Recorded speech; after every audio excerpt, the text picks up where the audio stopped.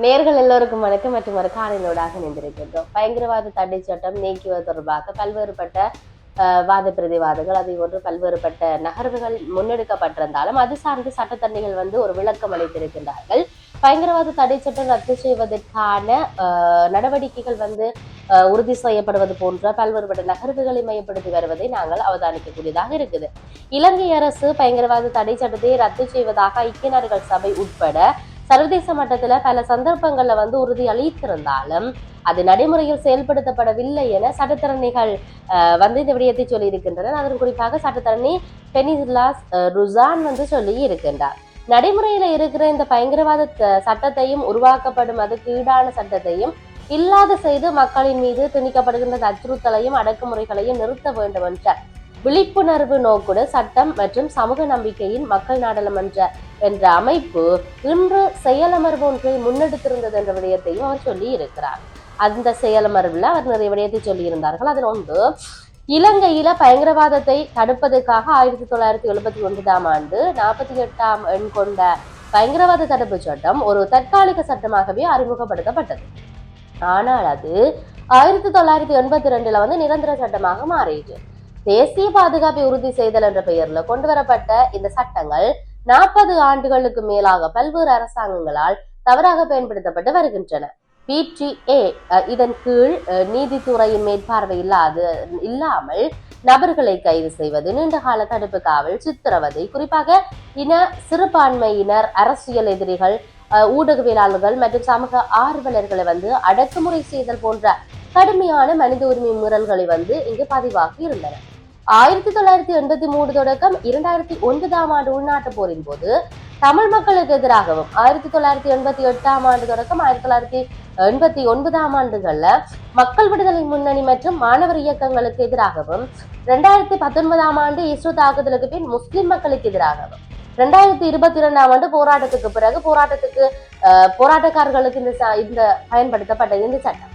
இலங்கை அரசு பயங்கரவாத தடை சட்டத்தை ரத்து செய்வதாக ஐக்கிய நாடுகள் சபை உட்பட சர்வதேச மட்டத்தில் பல சந்தர்ப்பங்களில் உறுதியளித்திருந்தாலும் அது நடைமுறையில் செயற்படுத்தப்படவில்லை. இந்த நிலையில 2024 ஆண்டு ஜனாதிபதி மற்றும் நாடாளுமன்ற தேர்தலின் போது தேசிய மக்கள் சக்தி இந்த பயங்கரவாத தடை சட்டத்தை ரத்து செய்யப்படும் என்று மக்களுக்கு உறுதியளித்திருந்தது. அந்த கொள்கை அறிக்கையில பயங்கரவாத எதிர்ப்பு சட்டங்கள் உட்பட அனைத்து அடக்குமுறைகளிலும் ரத்து செய்யப்படும் என்று தெளிவாக சொல்லியிருந்தார்கள். இருப்பினும் பயங்கரவாத தடை சட்டத்தை ஒழிப்போம் என்ற போர்வையில தற்போது பயங்கரவாதத்தில இருந்து அரசை பாதுகாக்கும் சட்டவரைவு PSTA முன்வைக்கப்பட்டமை மக்கள் ஆணைக்கு எதிரான செயலாக இங்கு சொல்லப்படுகிறது.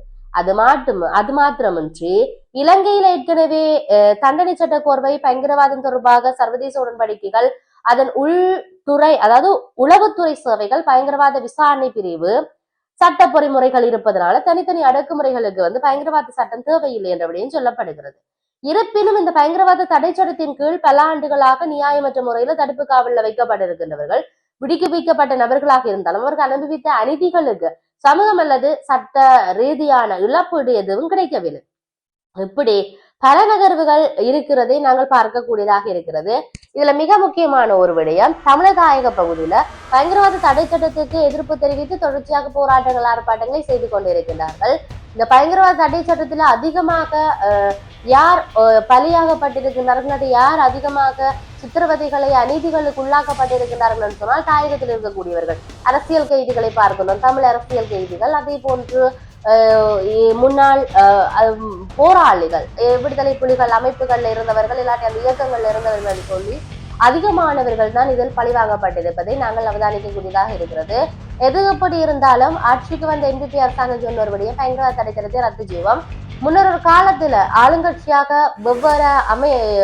வெவ்வேறு தலைவர்கள் இருக்கின்ற பொழுது NPP அரசாங்கமானது தேசிய மக்கள் சக்தி JVP-யாக இருந்து கொண்டு குரல் கொடுத்தவர்கள் இந்த பயங்கரவாத தடை சட்டத்தை அழிக்க வேண்டும், இல்லாமல் செய்ய வேண்டும் என்று சொல்லி அப்படி வாக்குறுதி அளித்திருந்தார்கள். இல்லாமல் செய்வோம் என்று அவர்களும் குரல் கொடுத்தவர்கள் தானே இதை இல்லாமல் செய்வார்கள், அவர்களும் ஒரு இயக்கம் தானே என்றெண்ணி இன்று மக்கள் வாக்குகளை அளித்து விட்டு ஏமாந்து நிற்பதையெல்லாம் நாங்கள் பார்க்கக்கூடியதாக இருக்கிறது. எது எப்படி இருந்தாலும் இந்த பயங்கரவாத தடை சட்டம் என்பது முற்றுமுழுதாக அழிக்கப்பட வேண்டும், அல்லாட்டி ஒழிக்கப்பட வேண்டும், இல்லாமல் செய்யப்பட வேண்டும் என்பதுதான் எல்லோருடைய மிகப்பெரிய எதிர்பார்ப்பாகவும் இருக்கிறது. பொறுத்திருந்து பார்ப்போம். இந்த பயங்கரவாத தடை சட்டம் என்பது சர்வதேச மட்டத்துல பேசு பொருளாக இருக்கிறது. இது நீக்கப்படுமா இல்லையா என்பதை நாங்கள் பொறுத்திருந்து பார்ப்போம். மற்றொரு பதிவோடாக சந்திப்போம். வணக்கம்.